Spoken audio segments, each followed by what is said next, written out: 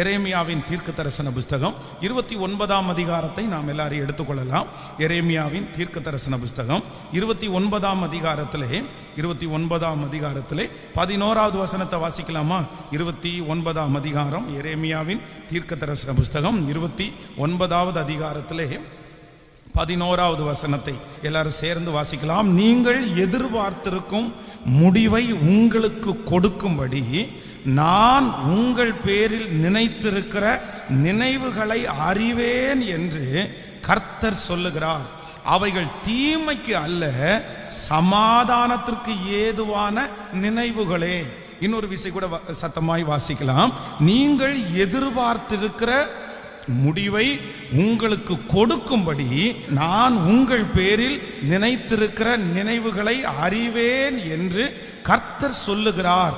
அவைகள் தீமைக்கு அல்ல, சமாதானத்திற்கு ஏதுவான நினைவுகளே. ஆமென். ஆண்டவருடைய பிள்ளைகளே, இந்த 3வது நாள் ஆண்டவருடைய சமூகத்திலே நான் ஜெபிக்கும் போது ஆண்டவர் என்னோடு கூட பேசின ஒரு வார்த்தை, நீங்கள் எதிர்பார்த்து கொண்டிருக்கிற முடிவை நான் உங்களுக்கு தருவேன் என்று கர்த்தர் வாக்கு கொடுக்கிறார்.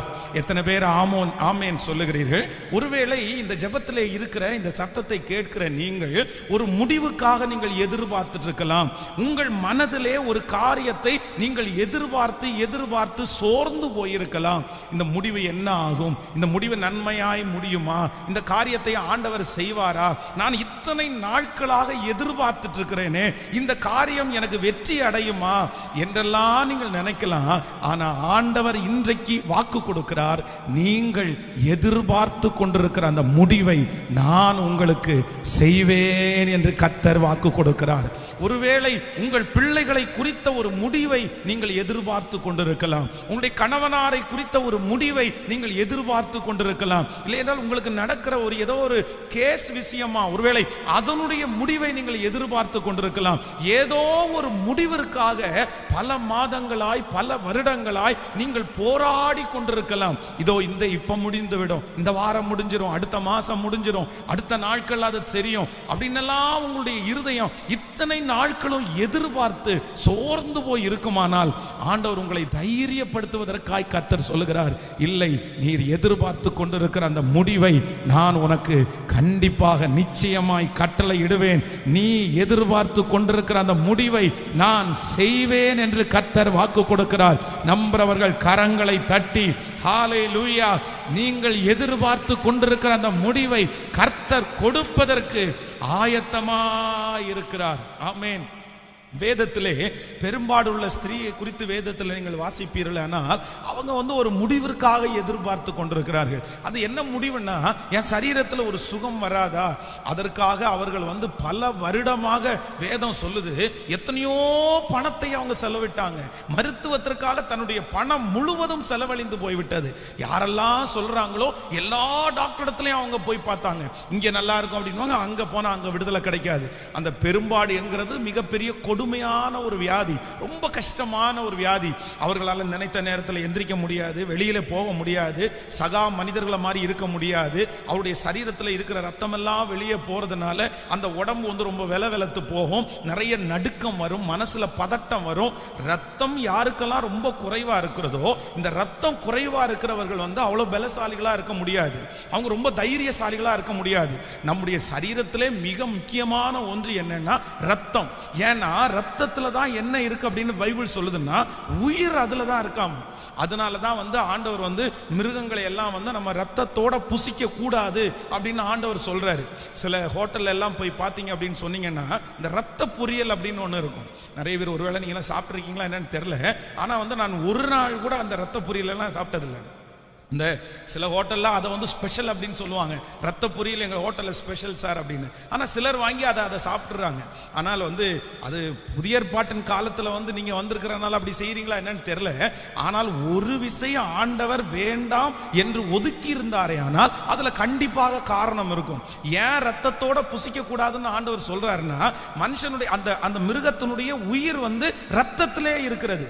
அப்போ ஒரு மனுஷனுடைய சரீரத்திலே இந்த பிளட், இந்த ரத்தம் குறையும் போது பார்த்தீங்க அப்படின்னா எல்லா பயங்களும் அவர்களுக்குள்ளே வரணும். அவர்களால் நடக்க முடியாது. மரண பயம் அதிகமாக இருக்கும். நிறைய பேருக்கு வந்து ஹார்ட் பீட் ரொம்ப ஜாஸ்தியாக இருக்குது, எனக்கு படபடப்பாக இருக்குது அப்படின்னு சொல்கிறவங்கள உடனே டாக்டர் என்ன செக் பண்ணுவாங்கன்னா, ஹீமோகுளோபின் எவ்வளோ இருக்குன்னு செக் பண்ணுங்க, அப்போ தான் உங்களுக்கு தெரியும், அதனால தான் உங்களுக்கு படபடப்பாக இருக்கா அப்படின்னு. அப்போது இந்த சகோதரிக்கு பார்த்தீங்க அப்படின்னா தன்னுடைய வாழ்க்கையிலே யாருக்குமே வராத ஒரு வியாதி, ரொம்ப கஷ்டமான வியாதி. அப்போ இந்த முடிவிற்காக அவர்கள் எதிர்பார்க்கிறார்கள். இன்னைக்கு முடிஞ்சிருமா, இந்த டாக்டரை பார்க்கும்போது நான் சரியாயிருவேனா, அடுத்த டாக்டரை பார்க்கும்போது சரியாயிருவேனா. ஆனால் பல ஆண்டுகளாக அவர்களுக்கு முடிவுக்கு வரவில்லை.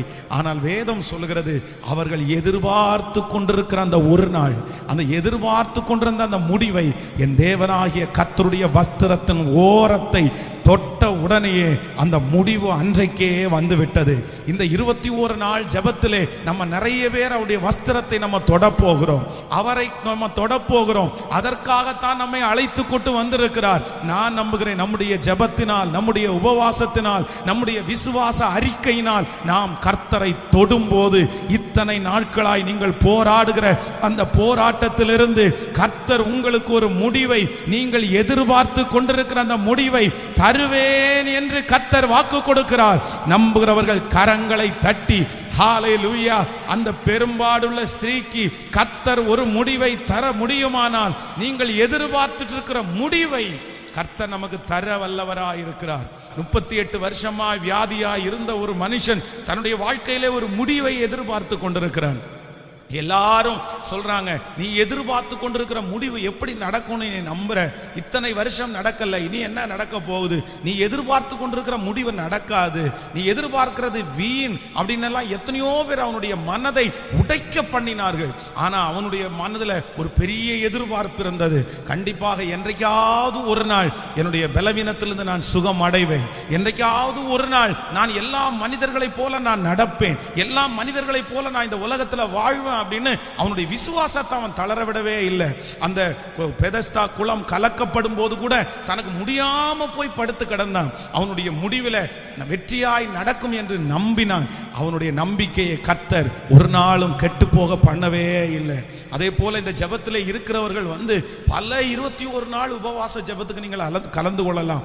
ஒவ்வொரு உபவாச ஜெபத்துக்கும் இல்லைன்னா ஒவ்வொரு இரக்கம் செய்யும் வரை கூட்டத்திலையும் நீங்கள் நம்பிக்கையோடு வரலாம். இந்த டைம் கர்த்தர் முடிய பண்ணுவார், அடுத்த ஜெபத்தில் முடிய பண்ணுவார். ஆனா இப்ப நீங்க சோர்ந்து போய் கடைசியா இந்த ஜெபத்தில் நான் வந்திருக்கலாம், ஐயோ நான் எப்படியாவது போவேன், இதுலயாவது நான் எதிர்பார்த்துட்டு இருக்கிற முடிவை எனக்கு தரமாட்டாரான்னு 38 வருடம் வியாதியாயிருந்த மனுஷனை போல வரலாம். அப்போ உங்க வீட்டில் இருக்கிறவங்க உங்களை பார்த்து திட்டலாம், நீ இந்த ஜெபத்தை பார்த்து பார்த்து என்ன பண்ண, இந்த ஜெபத்துக்கு போய் போய் நீ என்னத்தை கண்ட, 3ஆவது டைம் போற, 4ஆவது டைம் போற, உனக்கு என்ன நடந்துச்சு, உனக்கு என்ன கிடைச்சு, ஒரு முடிவு வந்துருச்சா, திரும்பியும் போகணுமா, திரும்பியும் ஜெபிக்கணுமா அப்படின்னு எல்லாம் உங்களை வருத்தப்படுத்தலாம். ஆனா ஆண்டவர் இன்னைக்கு உங்களை உற்சாகப்படுத்தும்படியாய் சொல்லுகிறார். அந்த 38 வருஷமாய் வியாதியாயிருந்த மனுஷனுக்கு அவன் நினைத்த காரியத்தில் ஒரு முடிவு வருமானால், எத்தனை பேர் உங்களுக்கு விரோதமாய் பேசினாலும் கர்த்தராகிய ஆண்டவர் இன்றைக்கு வாக்கு கொடுக்கிறார், நிச்சயமாகவே முடிவு உண்டு, உன் நம்பிக்கை வீண் போகாது. ஹல்லேலூயா. அவர்கள் வாயை நான் அடைப்பேன், கர்த்தர் அவர்களுக்கு முன்பாக ஒரு முடிவை கர்த்தர் கட்டளை இடுவார். அப்படியே கையை உயர்த்தி ஆண்டவரே நான் நம்புகிறேன் என்று சொல்லுங்கள். இந்த வாக்குத்தத்தத்தை ஒரு 10 விஷய அறிக்கை செய்யுங்கள். நீ எதிர்பார்த்து இருக்கிற முடிவை கர்த்தர் தருவார். சொல்லுங்க, நான் எதிர்பார்த்து கொண்டிருக்கிற முடிவை கர்த்தர் எனக்கு கட்டளையிடுவார். நான் எதிர்பார்த்து கொண்டிருக்கிற காரியம் எனக்கு நடக்கும். சொல்லுங்கள், சத்தமாய் சொல்லுங்கள், எனக்கு நடக்க போகிறது. ஹல்லேலூயா, ஆமென். எனக்கு நடக்க போகிறது. கர்த்தர் நான் எதிர்பார்த்து இருக்கிற முடிவை எனக்கு தர வல்லவராய் இருக்கிறார்.